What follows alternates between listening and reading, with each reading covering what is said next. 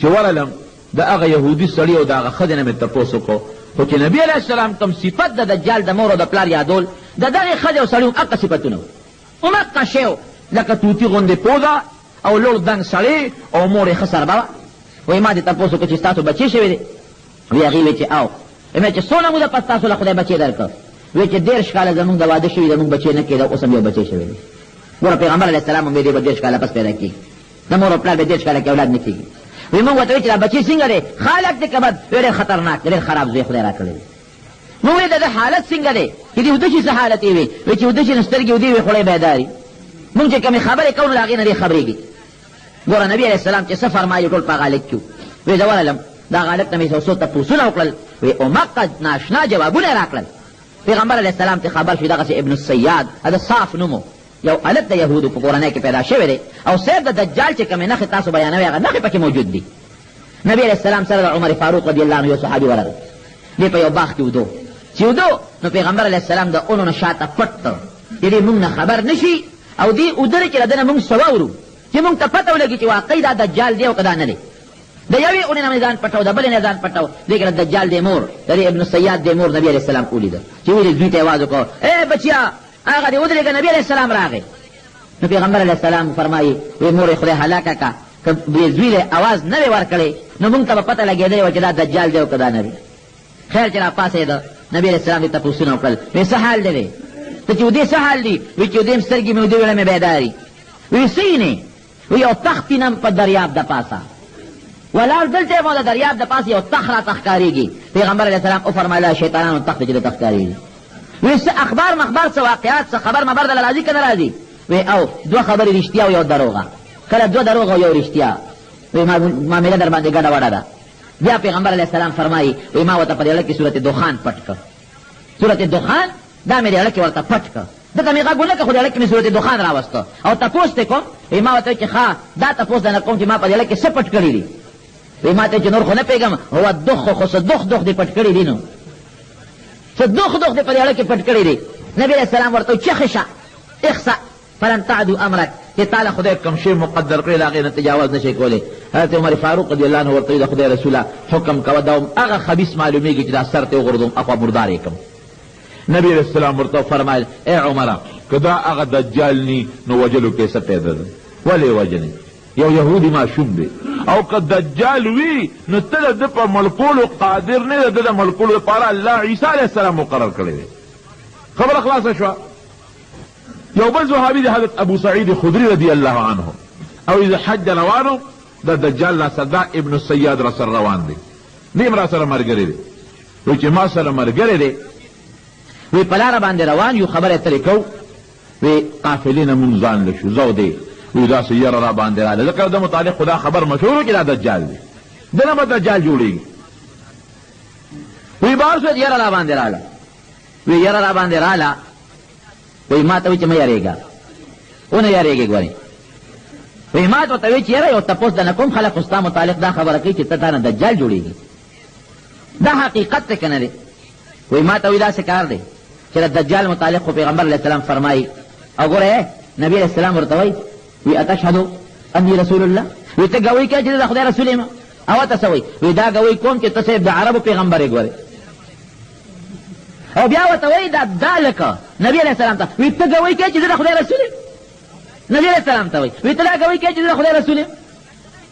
نو پیغمبر علیه السلام ورته غږ ونه کړ خو را روان شو دی آمنت بالله ورسوله یې وویل ابو سعید خدری رضی الله عنه فرمایي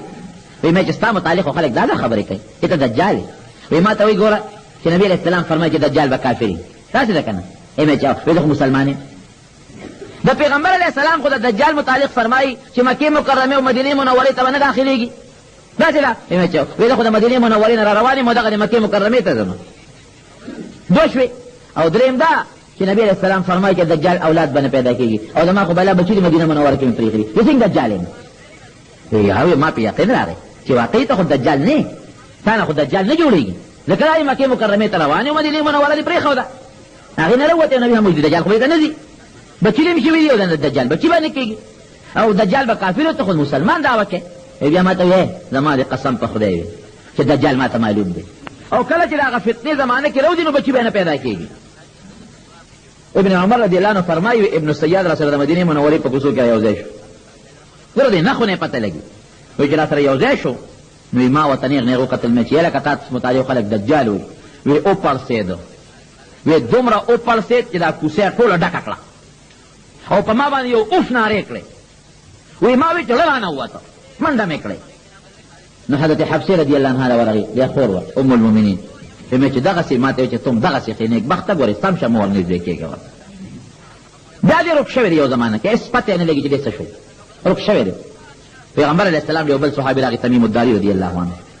او دې عیسایي وروسته مسلمان شوی دی. چې راغی پیغمبر علیه السلام ته الو وی صاحب دریاب کې کشتی کې سوارو، دا بادماري کشتی و نو په هغې کې د موافق سمت نه هوا راځي خو تا به ځای ته رسوي، او که د مخالف سمت نه وی هواګانې د مخالفو سمتونو نه شروع شوې. وی خیر زموږ دا کشتی په مخه کړه، چې په مخه یې کړه یو جزیرې ته ورسېد، 13 کسه وموږ او را روانو مدینې منورې ته. وی جزیرې ته ورسولو، اوس حیران یو چې خدای دلته به څه کوو. وی چې هغه جزیرې ته مونږ کشتی ودروله وروختو، یو حیوان مو لیده، داسې حیوان اهلب کثیر الشعر چې دا ویښته ته یې ویزاند و، ټول وجود یې د ویښتو ډک و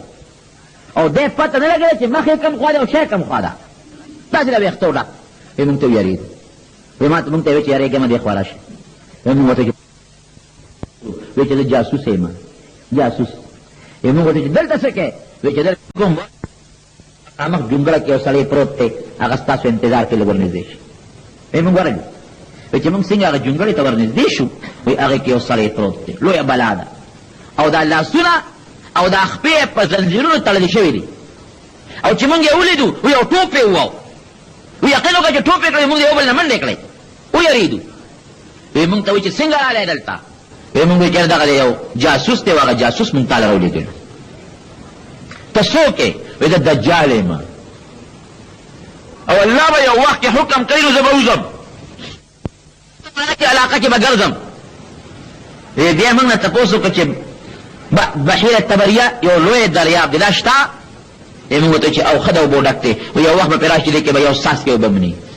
بیا تپوس وکړه نخل بیسان په شام کې یو لوی باغ د کجورو، دا شته؟ موږ چې یو ښه زبردسته میوه ده پکې. خدای مو به تعاون وکړي انشاءالله، دا موږ دا کار شروع کړی دی چې خدای پاک یې سر ته ورسوي. وی چې یو وخت به راځي کې به یو دانه کجوره به مني. وی ران تپوس وکړه چې د آخر زمانې پیغمبر پیدا شوی دی؟ موږ وی چې یو پیدا دی. وی چې دا زما د وتو زمانه نږدې ده. خیر څه خبرې ترې نورې مه شوې. تمیم الداري رضي الله عنه چې راغی پیغمبر هم ته وی زه په ټوله دنیا چکر لګوم، یو توابې ته به نشم داخلېدی، توابه به ما حرامه ده. وی دا خبر هم ټول پیغمبر علیه السلام ته دا قصه وکړه چې قصه مو کړه، نبي اعظم صحابه یو ځای کړل او تقریر ورته وکړو. وی چې تاسو ته زه د دجال متعلق کومې خبرې کوم، دا تمیم الداري او دا یو کم 10 ملګري ورسره ملګري دي، هغه سړي دوی دي د دنیا تپوس وکړي،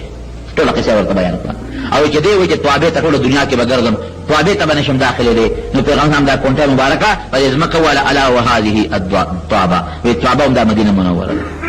دې ته به نشي داخلېدی، باقي په ټوله دنیا به چکر لګي او ګرځي به. نبی علیہ السلام فرمایي د مدینې منورې په هر یو کوڅه باندې به دوه فرشتې مقرري، دجال چې کله ورنږدې کېږي نو هغه فرشتې به په کروړه باندې وي او مخ به بل طرف ته اړوي. نو مهدي په زمانه کې به دجال لا پیدا شي، بیا به فساد شروع کړي، ده به خلک مسلمانان کړي، خواري به یې کړي، د مسلمانانو یو قشته حکومت به یې جوړ کړي. لیکن چې دجال راشي واپس به خلک ګمراهان کړي. دی به حیران چې خدای پاکه زه اوس څه وکړم، کم خلک مې مسلمانان کړل، جهاد مې پې وکړ، علاقې مې په فتح کړې، خدای نه بیا دجال په بل طرف واړو، اخو په بل طرف نه بیا دجال واړو. دی به راشي دی کې به خدای پاک حضرت عیسی علیه السلام را کوز کړي. پیغمبر علیه السلام فرمایي د دوه فرشتو په وزرو به لاسونه یې ښودي، او د بیت المقدس د دوه منارو په خوا کې به دی را کوز شي، او دا سر به د اوبو نه لوندي، چې سر ښکته کي ساس کې به تبېږي لکه د ملغلرو غوندې، او چې سر اوچت کی نو خشته خشته مرجان او ملغلرو غوندې د دې اوبو د اساس کې به ترې ځوړندېږي، دی به را کوز شي. دله به خدای پاک داسې طاقت ورکړي جناب د ده د پوهې دا سا چې وځي که نه، دا چې کم کافر باندې لګي هغه به مردارېږي، او سا به څونه وځي، دا زمونږ سا خو چې وباسو یو لشت هم نه که نه، د ده سا به دومره ځای ته خورېږي لکه د ده نظر چې کوم ځای پورې لګي. اوس الله تعالی خو د مسلمان بل طرف ته امداد کوي. عیسی علیه السلام به راکوز شي، چې راکوز شي نو مهدی به ورته مسله پرېږدي چې را مخکې شه اب وایي نه